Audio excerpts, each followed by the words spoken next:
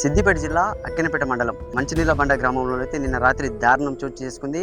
ఇంట్లో రాత్రి సమయంలో పడుకున్నటువంటి ఒక మహిళపై ఎవరో గుర్తు తెలియని దుండగులు దాడి చేసి బండరాయితో మోది మరీ ఆమెపై ఉన్నటువంటి బంగారాన్ని మాత్రం తీసుకువెళ్ళడం జరిగింది. గత కొన్ని రోజులుగా కూడా సిద్దిపేట జిల్లా సంబంధించినటువంటి పోలీసులు కూడా హెచ్చరికలు జారీ చేస్తూనే ఉన్నారు. జాగ్రత్త వహించాలి, జాగ్రత్తగా ఉండాలంటూ కూడా హెచ్చరికలు జారీ చేస్తున్నారు. కానీ ఇది దొంగల పన ఇంకా లేకుంటే ఎవరైనా చేశారనేది మాత్రం పోలీసులు అయితే ఇన్వెస్టిగేషన్ స్టార్ట్ చేశారు. ప్రస్తుతం అయితే మనం ఇక్కడ ఘటనా స్థలంలోనైతే ఉన్నాము. అంటే అత్యంత దారుణమైన ఘటన అంటే ఒక మహిళ బోయిని రాజ్యలక్ష్మి ఎవరైతే ఉన్నారో వాళ్ళ ఇంట్లో మంచినీళ్ళబండ గ్రామంలోని వాళ్ళ ఇంట్లో నిద్రిస్తున్న సమయంలో గుర్తు తెలియని వ్యక్తులు ఎవరు ఆమెను అత్యంత దారుణంగా కూడా తలపై మోది మరీ చంపేయడం అయితే జరిగింది. అంటే ఇక్కడ జరిగిన ఘటన ఏంటంటే ఇక్కడ ఉన్నటువంటి బండరాయితో మూడంలో ఇక్కడ కుటుంబ సభ్యులు కూడా అక్కడికి పోలీసులకు సమాచారం ఇచ్చి ఆమెను హాస్పిటల్కు తరలించడం జరిగింది. హైదరాబాద్లో చికిత్స పొందుతూ అయితే ఆ రాజ్యలక్ష్మి అనే మహిళ మాత్రం మృతి చెందడం జరిగింది. రండి ఇక్కడ ప్రస్తుతానికైతే మనం ఇక్కడ పోలీసుల ఇన్వెస్టిగేషన్ అయితే అక్కడ కొనసాగుతుంది. వాళ్ళ కుటుంబ సభ్యులు ఉన్నారు, ఇక్కడ వాళ్ళ కూతురు ఇట్లున్నారు. అసలు ఏం జరిగింది, అసలు ఎన్ని గంటలకి ఈ ఘటన జరిగింది అనేది కూడా తెలుసుకుందాం. అంటే ఏమైంది అంటే ఇప్పుడు మీ ఇంట్లో మీ మమ్మీ ఎన్ని గంటలకు పడుకుంది, మీరు లేరా ఇంటి దగ్గర, ఏమైంది అసలు? మేము లేమసలు. మేము హాలిడేస్ వచ్చి మేము మా పెద్దమ్మోళ్ళ ఇంటికే పోయినాం డైరెక్ట్. 10 ఉమ్, డేస్ అవుతుంది. ఉమ్, మాకేం జరిగిందో తెలవదు. మాకు ఇక్కడికి వచ్చినంక తెలిసింది మా అమ్మాయి చనిపోయిందని. చనిపోయింది.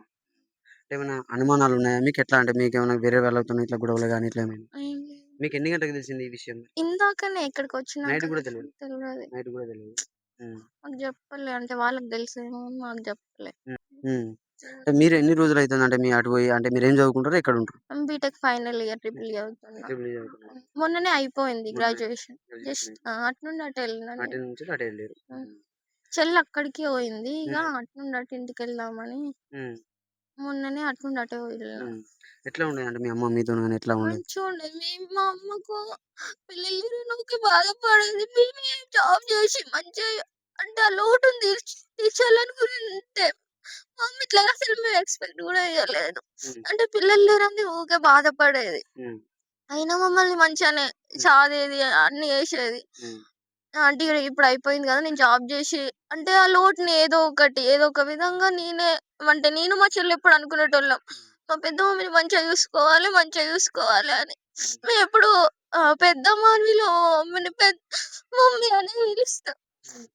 అంటే ఆ లోటు లేకుండా అనుకుంటే ఎప్పుడైనా మా కోరిక అదే. మా పెద్ద మమ్మీని మేము పిల్లలు లేరు పిల్లలు లేరు అని అనుకోవద్దు. అట్లా చూసుకోవాలనుకున్నాం కన్న బిడ్డల లెక్క. మాకసలు తెలవదు ఎట్లా అయిందని. అసలు ఎవరి ఏజ్‌లో గూడా తెలవదు. ఇక్కడికొచ్చే వరకు గూడా తెలవదు. మాకిప్పటికి గూడా నమ్మకం వత్తలేదు.